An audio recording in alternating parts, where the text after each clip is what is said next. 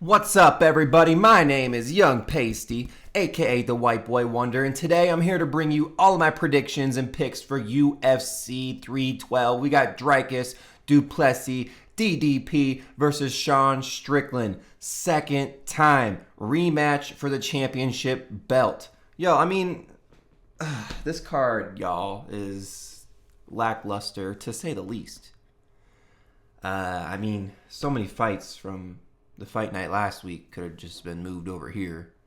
But, at least we got fist fights for the weekend. I'm just super disappointed that the UFC would put this as a pay-per-view, right? This is Apex kind of material other than the championship fights. But anywho, we make a prediction and we make a pick for every single fight. So let's freaking go. Last week, 7-4 on the picks. Not too bad, okay? For UFC 2025, we are 20-17. We are working our way back up from that first terrible week. So let's get it, guys. UFC 312. If you haven't already, subscribe, like the video, comment, share. It goes a long way. I'd appreciate your support. The main event of the evening. We have Dricus, Plessis, Still Knox versus Sean Tarzan Strickland. First off, I didn't know that was his nickname. Usually, he just goes by Sean Strickland. Odds on the fight, we got -195 for DDP and +165 for Sean Strickland. My pick for this fight is going to be the champion. He's going to keep his belt. Dricus Plessis is my pick for this fight. Reasoning behind this is because Sean Strickland, we know what he is, right? He's a pressure boxer. He's going to get up in your face. He's just going to keep coming forward. He has amazing cardio.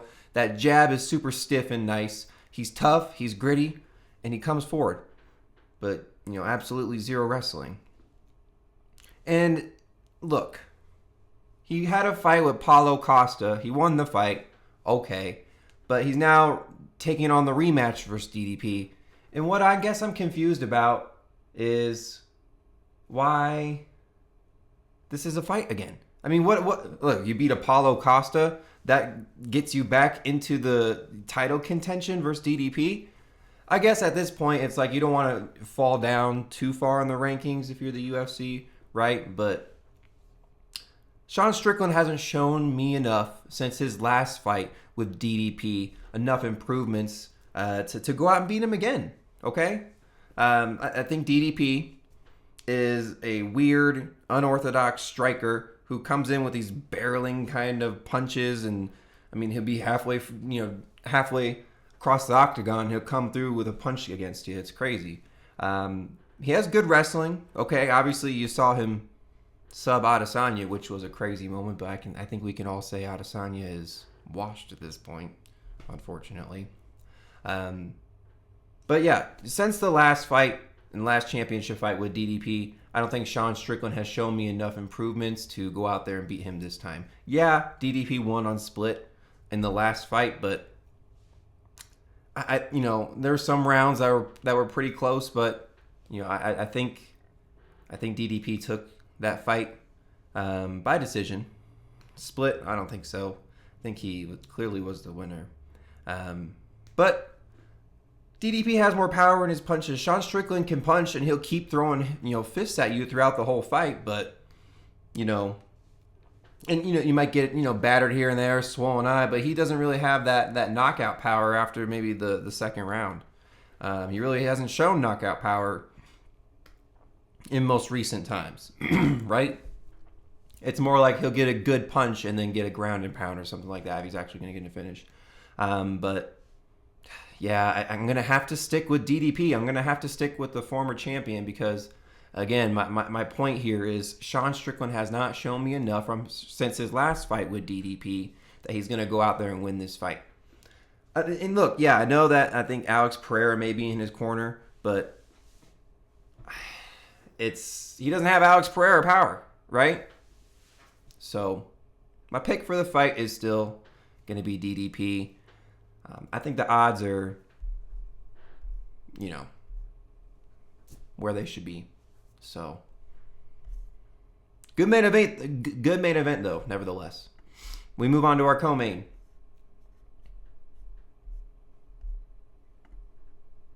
Oh, actually, hold up, guys. One thing I didn't show you. The Tapology community, what do they think is going to go down for this fight? DDP by decision? Yep. By knockout? I don't think so. I think DDP by decision is more likely. All right, co-main event. We got Zhang Magnum Weili versus the undefeated Tatiana Suarez. This is pretty much a pick 'em at this point. -110 I've seen on most books at the most recent times here. My pick for this co-main event is going to be Zhang Weili. Now, again, I'm going with I'm going with the current champion, and I think they're going to retain their belt.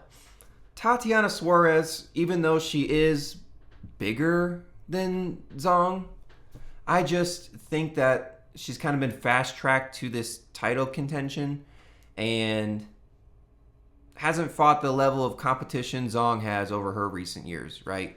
I mean,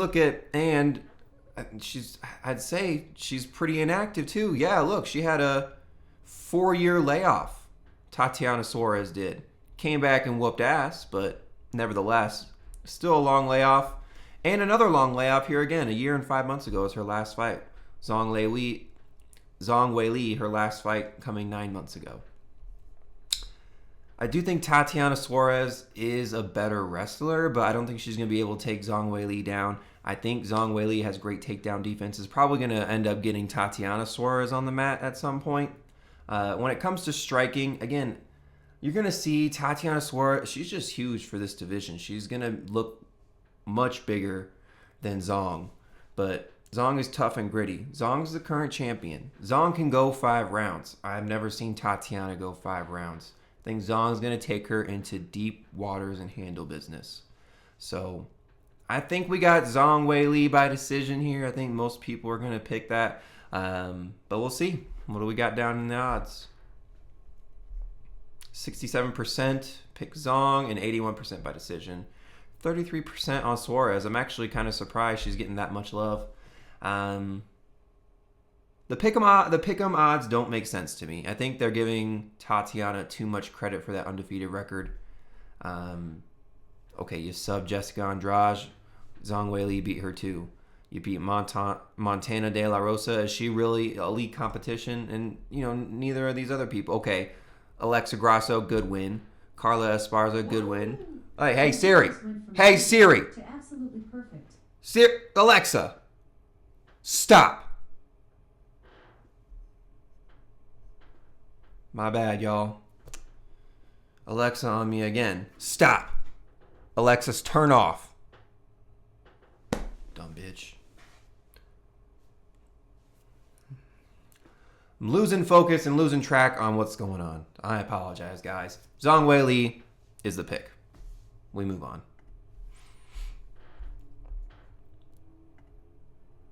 And as we continue to go down this card, guys, you will see why I am a little disappointed in why this is a pay-per-view.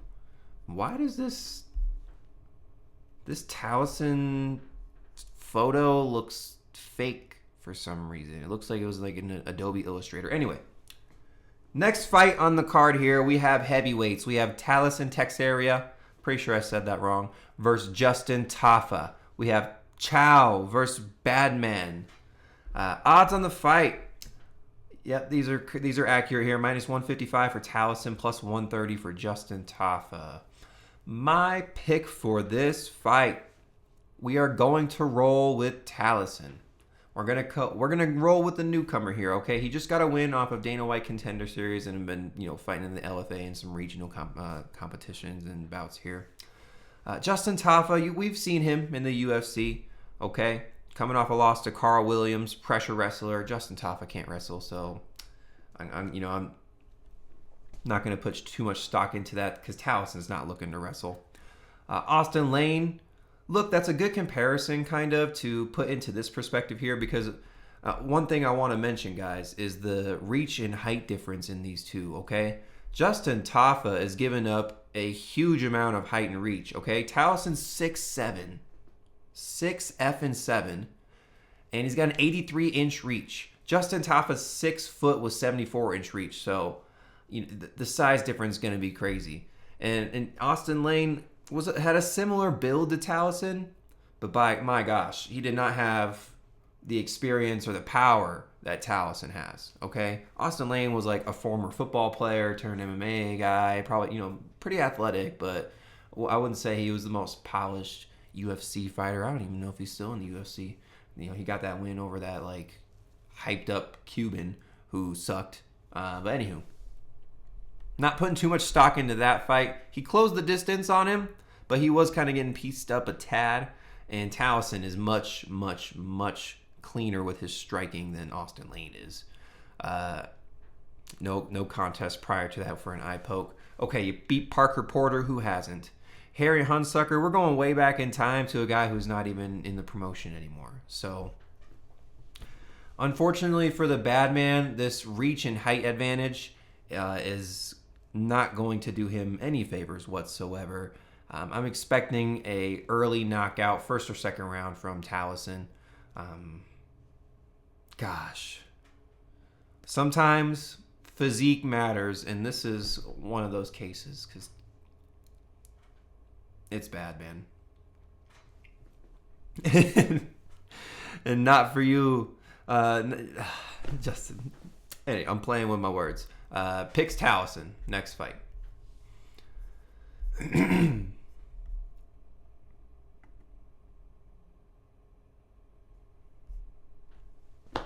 Why is this on the main card? This should be the first fucking fight of the evening. Anywho. A light heavyweight fight. We got Jimmy Crute. Jimmy the Brute Crute versus Rodolfo Bellato. Trator. Odds on the fight. -140 for Rodolfo. Plus 120 for Jimmy Crute. My pick for this fight is going to be Rodolfo. This is not a good fight. These guys, this is an up-and-coming Dana White guy who knocked out Ihor Potieria. Bad competition. And then, you beat some guy in the Contender Series, and then, his 2 losses, actually, they're both to Vitor Petrino, which is crazy. Oh, excuse me, got something in my eye. Look, the gas tank on Jimmy Crute is awful. Okay, we saw him in his last 2 fights with Alonzo Menafield, and man, he looked so freaking tired and bad at the end of those fights, and lost his most recent one to Menafield by submission. But I wouldn't say the gas tank on Rodolfo is much better either. I'd say his is probably going to hold out more than Jimmy Crute. Man, this fight's going to...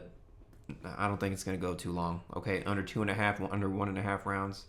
It's a great look there for you betting folks. But the reason I'm picking Rodolfo is because Jimmy Crute's gas tank is awful. Jimmy Crute's striking is subpar.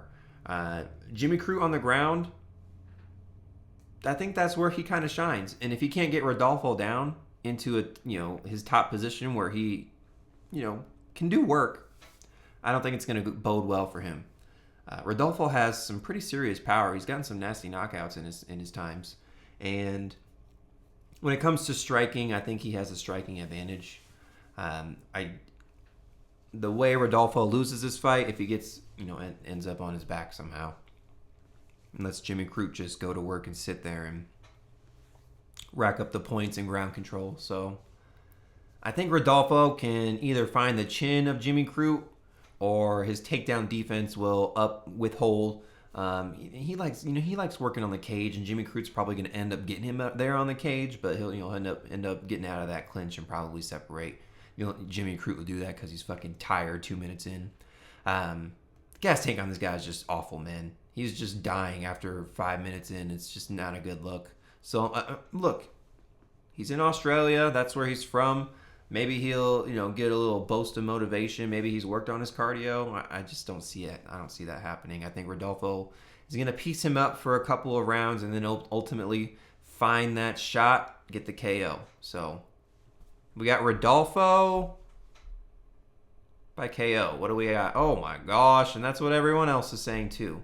Nobody's on the Jimmy Crute side. But these odds are a little weird, right? 18% of people aren't picking him, but he's plus 120 for the underdog. So it's just something to consider and look at there. But my pick for the fight is going to be Rodolfo. We move on to the next fight.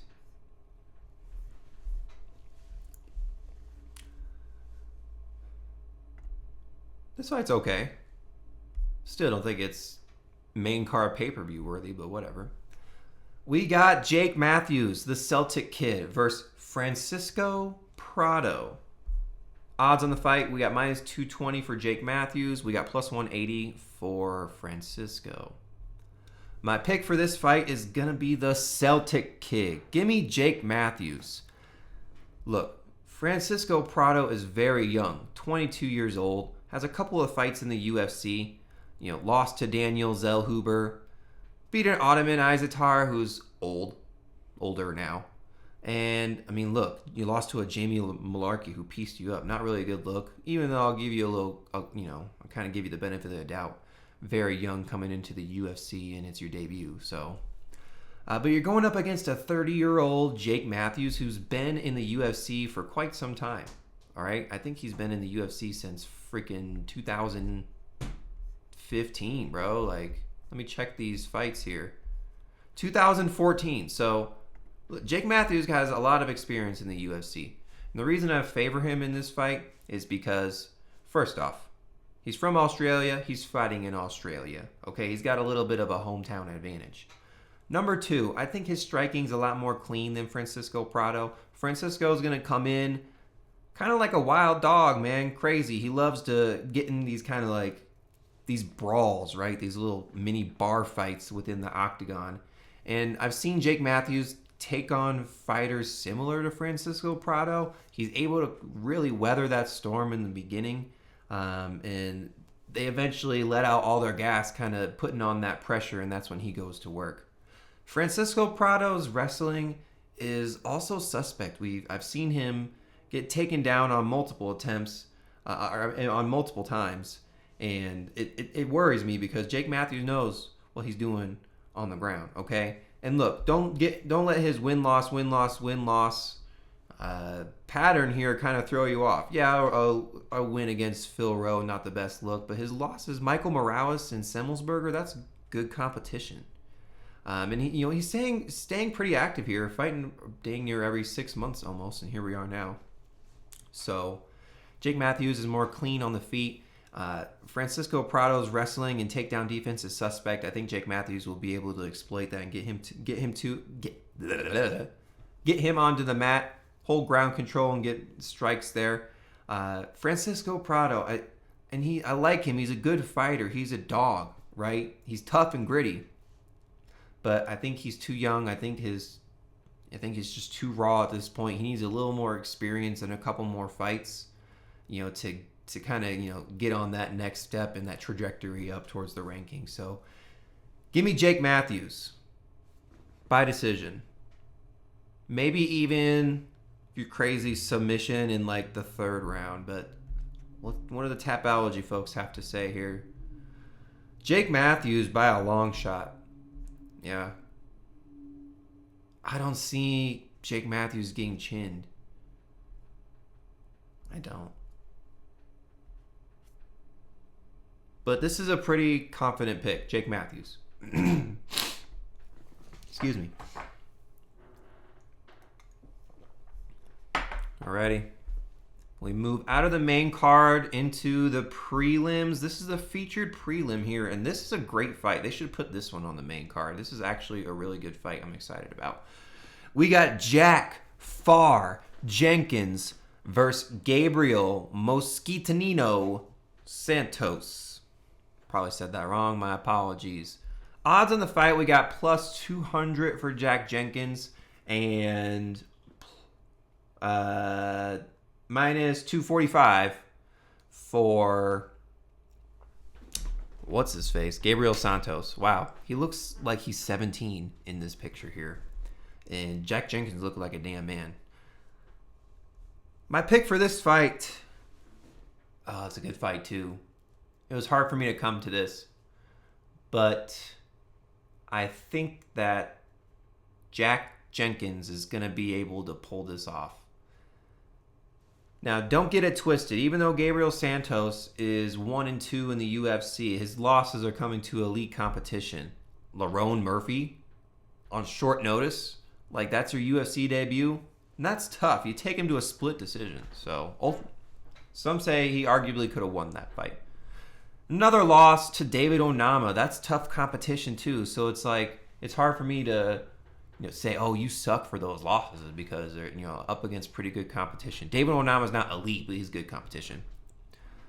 And you get a win over a nice Yiza, a tough, gritty, competitive, dominating fight over Yiza. So I don't want to take his losses too bad.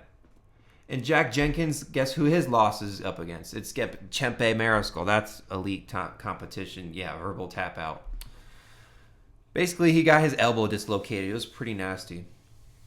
Now, Jack Jenkins, great boxer, nasty leg kicks. I mean, you'll hear this in the commentary. They love to make a point of it. Dude breaks legs with his leg kicks, right? He's broken 3 freaking legs in his, not his UFC fights, but in his MMA career. He has broken 3 legs from his leg kicks. So they're nasty and they hurt and they're bad. And his boxing is pretty nice. So he brings that forward pressure, and I think that's what he's going to need to do. And that takedown defense is going to need to hold up because Gabriel Santos, he's crazy with the takedown attempts. He can strike on his own too. I think Jack Jenkins has the advantage on the feet, and I think his takedown defense is going to withhold. And that's why I picked him in this fight and it's tough because if Gabriel Santos is able to get Jack Jenkins down, guess what?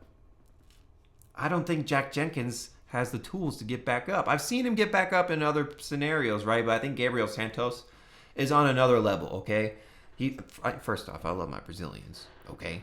And it's hard for me to go against Brazilian. But they're elite, they're really good wrestlers, right? So, and he is too. He was able to, control Leon Edwards on the ground on multiple occasions. So that's my issue with this fight. If Jack Jenkins can't withstand those takedowns, it's Santos all day. He's going to be able to get that ground control and take the fight over.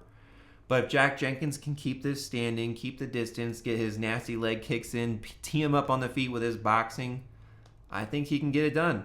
I think he's a live underdog for this fight. And I think people are counting him out. His fight history, we're not... Okay, Herbert Burns, that's just a shitty fight. That guy's awful. Probably the worst fighter in UFC history, in my opinion.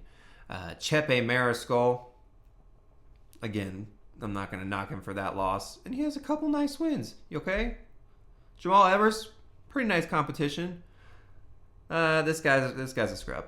And then Freddie Linares on his entry to the Contender Series. So, I got Jack Jenkins. I think people are counting him out. What do we got down here? Oh, and he's at home, by the way. And he's at home. Well, everyone agrees with me. By decision, that's probably likely. I would say the over 1.5, 2.5 rounds, probably a pretty good play on this one too. Probably going to go the distance in my opinion. Jack Jenkins by decision. Tough, gritty fight. It's going to be nice. I'm excited for this one. Moving on down. All right. We got Tom Nolan, the big train, versus Viacheslav Borshchev, a.k.a. Slava Claus. Odds in the fight, we got plus 115 for Tom Nolan, minus 135 for Borshchev. Last time I checked, where are we at with this? Minus 150 for Borshchev, plus 125 for Tom Nolan. My pick for this fight, guys, is going to be Slava Claus. Give me Borshchev here. I think Tom Nolan is overrated. Okay? I think Tom Nolan is very overrated. We saw his chin got exposed with Nicholas Moda. The UFC's been feeding him scrubs. Although the Bogdan grad fight, I would say, has aged very well. But the reason he's able to get these wins, okay, look, Alex Reyes, that guy's garbage. Super old, only has a few fights in the UFC, garbage, can. Victor Martinez, also another scrub. The reason he's getting this kind of, these, I don't know, they're just feeding him fucking fights to win. He has a reach and height advantage over all of these people, like extreme, like unfair. Now in this fight, he still has a height and reach advantage. However, I think Slavaklaus is able to close that distance, not let Tom Nolan get a reach advantage. You know what I'm saying? You're going to see Borshchev kind of pressuring Tom Nolan. Tom Nolan's not good off his back feet, okay? When he's trying to strike off his back feet, it's god-awful. Okay, so I don't trust him in that regard. And Borshchev brings on that pressure. And he's a nice, crafty striker, man. Don't let this record fool you, dog. Okay? Tough, gritty win over James Lomtop. That guy's gritty and tough, okay? He's hard to get out of there. Lost to Chase Hooper. I'm gonna let that one slide. Chase Hooper's obviously, as you can see, progressing and moving up like crazy. A draw with Nazim Sadikov. He, in my opinion, he won that fight and he got robbed. A tough win over Mahashete, and then a tough loss over Mike Davis, who was on one at that point. Okay, don't let that last fight sway all of your opinion on Mike Davis. He was once a killer and a dog. But yeah, Borshchev has pretty nice striking, man. Even though he's from Russia, he's known for his striking. You may see some clinch work, but he's really not going to go for takedowns too much, in my opinion here. Tom Nolan, he's not going to, I don't think he's going to take that approach either. I mean, can he wrestle? We really haven't seen him do that too much. The only time, I've seen him on the guard and on the ground, right? After he got fucking knocked out by Nicholas Mota very quickly.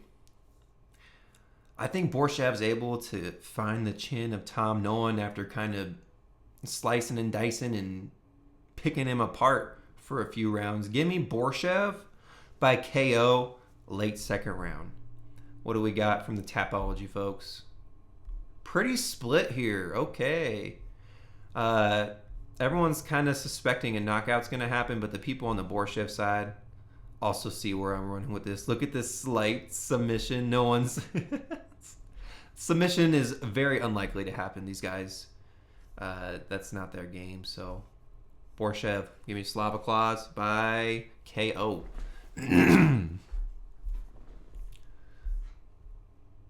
Moving on down. Oh. All right, we got Wang, Cong, a.k.a. the Joker, a.k.a. the Parlay Buster, versus Bruna, Brasil, the special one.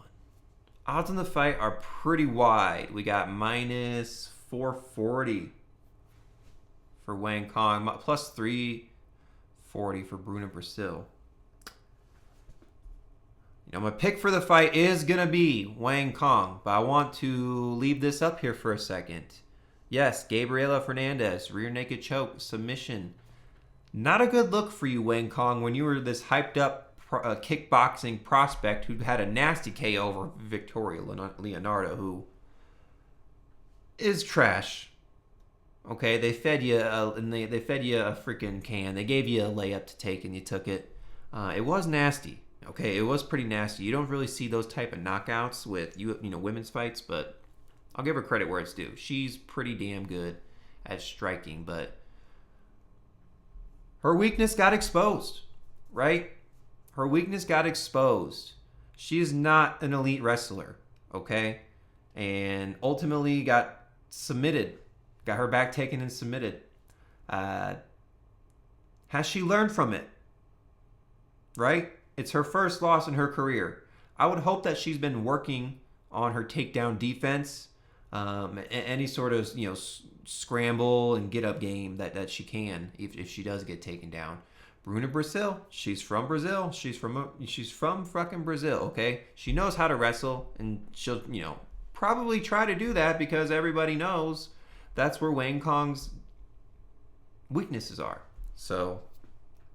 But I'm still rolling with Wang Cong, man. Like, I don't think the hype has died down for me yet. I think she's still an elite kickboxer. I think she's going to put Bruna Brasil to work. If her takedown defense can withhold here, and I think she can take this fight. So, Wang Cong, I hope you really worked on that, because if you're in the UFC, you need wrestling and you need takedown defense. You need both of those. So, give me Wang Cong cautiously. Moving on.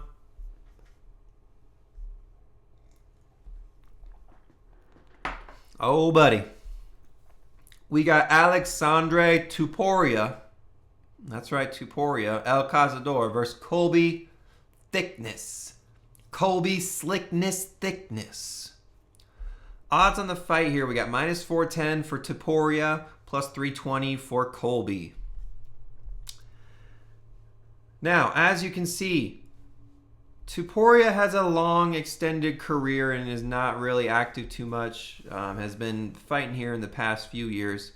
And you'll wonder, why is this guy such a heavy favorite? Well, see the last name?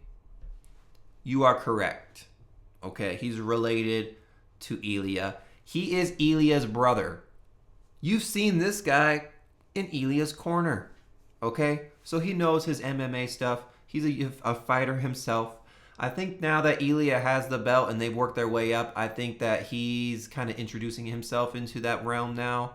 After his brother, got his flowers there.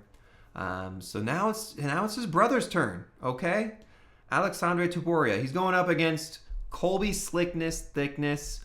The hometown hero once again. He's from Australia. We're fighting in Sydney here. Honestly, none of both of these guys don't have any UFC experience. It's all just regional fights. They're really putting them on here. So my pick for the fight's gonna be Aleksandre Topuria. I mean, this dude's fucking Ilia Topuria's brother. Are you kidding me? His striking has to be on the level of Ilia's, or at least similar. All right, it runs in the blood. It runs in his veins. Okay, he's got that knockout power. Colby Thicknesse.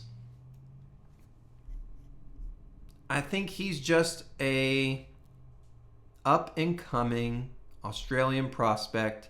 Probably should have put him on the road to UFC or Dana White Contender Series to really see if he is UFC material. But we'll find out here. How I think this fight plays out, I think Topuria is going to piece him up. I think he's going to get a knockout in the second round.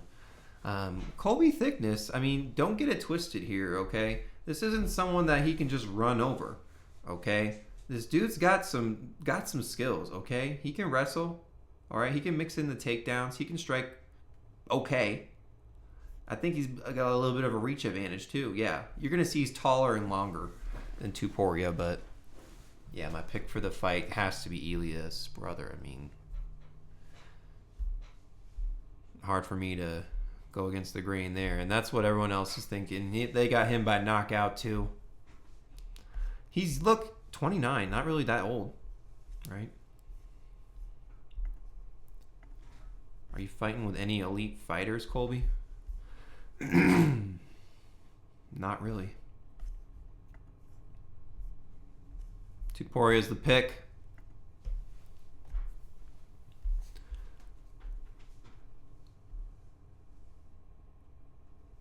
Who's next?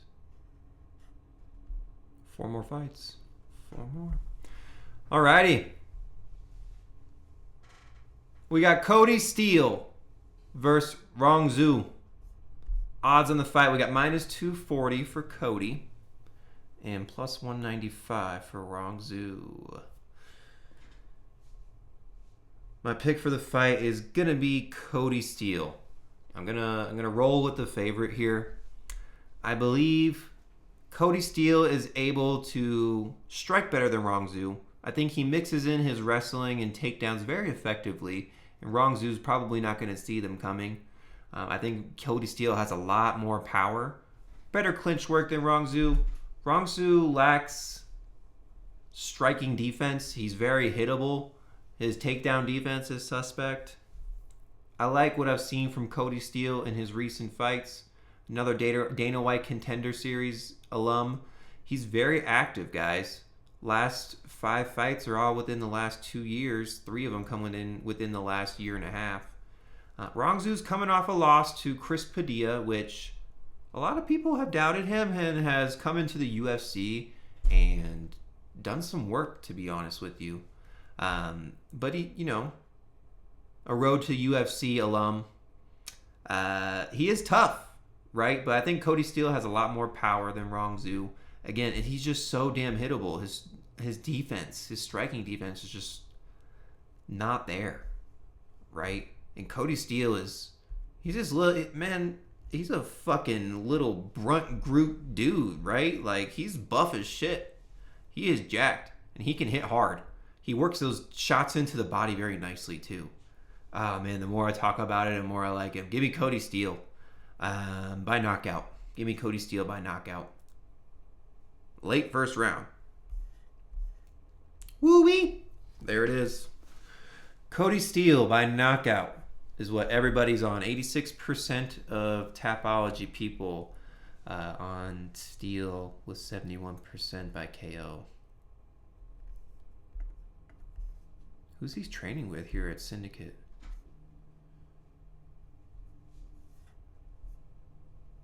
Okay, Moulin Grafriab. Okay, Marab. Oh, okay.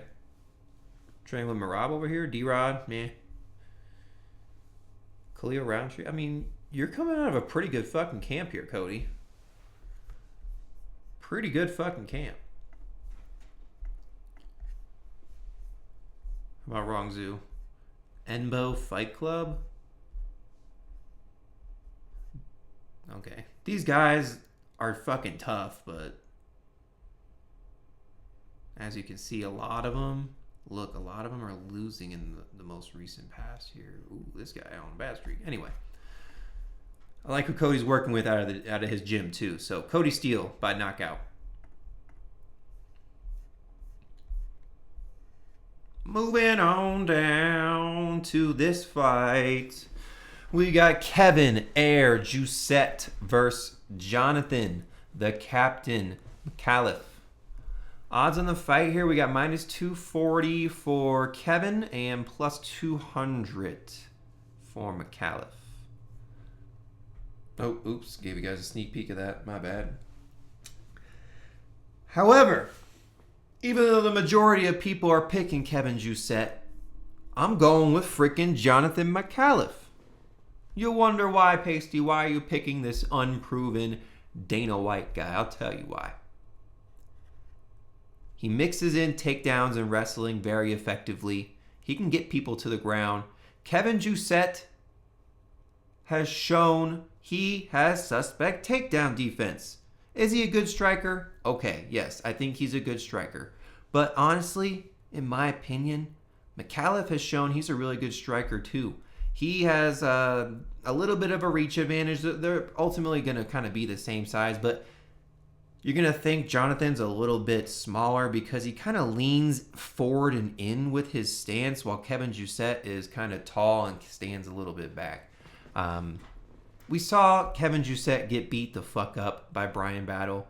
His wins in the UFC are okay. Kiefer Crosby has come to show he's really not UFC material. Kanan Song, as of late, has sucked really bad. And then he was fighting in Hex for a while, which... yeah, it's all right. It's all right. It's an all right regional scene.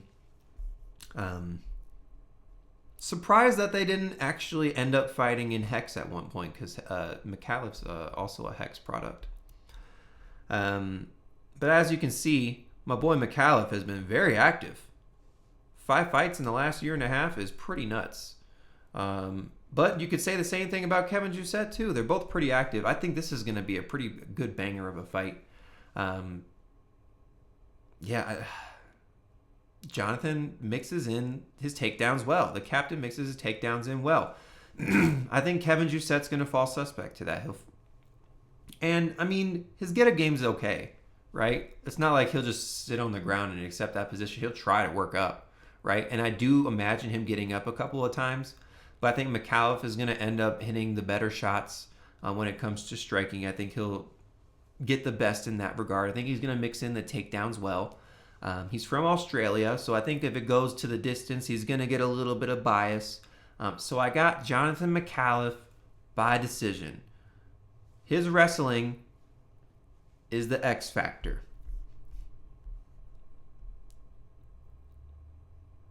Yeah, I don't think he'll get a knockout. Although Jousset, I don't know. I mean, McAuliffe's got some nasty elbows. Oh, wow. He's actually 6 years younger than Jousset. I didn't know that. I still got McAuliffe, though. Plus 180. Plus 180 for McAuliffe. Minus 240 for Jousset. We have just a couple fights left, guys. The next one here.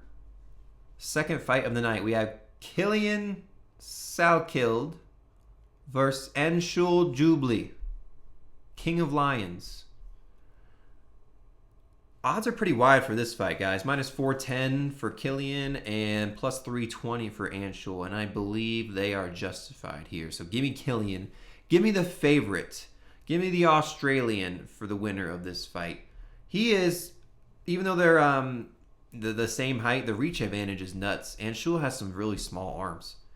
And look, you got knocked out by Mike Breeden, who's no longer with the promotion. And you knocked out a Jekka Saraga. I mean, look, that guy's getting knocked out by everybody. He's a road to the UFC product. So, you know, but that was over a couple of years ago. Killian is going to piece this guy up, man. It's going to look bad. That reach advantage is nasty, okay? And I've seen Killian work in his regional fights. His takedown defense withstands very well. I actually think this is going to be more of a striking affair. And if anything, Killian's going to be the one initiating, you know, any sort of clinch work or wrestling. Anshul is chinny. Anshul is kind of garbage, okay? Honestly, the only reason he's put on is because he's from India. And there's just not a lot of India fighters. And look, there's another women's Indian fighter coming up who we'll talk about in another video. But it was a clear win for the other woman, and they gave her the win. So it's like, and was this a decision win or a knockout? It was look, his road to the UFC win was a split decision. So it's like, take that with a, you know, how much stock are you going to put into that, right? You know, I think they got a little bit of bias because they don't have too many fighters in the UFC from India. But we are in freaking Australia, okay? So Killian's going to have the crowd on his side early in the night, okay? I think he gets it done. So give me Killian. Give me him by decision. I think Anshul's tough enough to stay in there long enough with him. Although he did get knocked out by Mike Breeden in the later rounds. So Killian could find that shot in the later rounds. But I think, yeah, that reach is just too bad for Anshul. Right? The reach is just too bad for Anshul to deal with. And the way he does cage work, clinch work, and nice little leg kicks here and there too. Give me Killian by decision. Oh my lord, they think he's going to knock this guy out. It is plausible and likely. I don't think it'll happen. I think Anshul's tough. I go over 1.5, 2.5, you're pushing it. Nevertheless, still kind of a fun fight.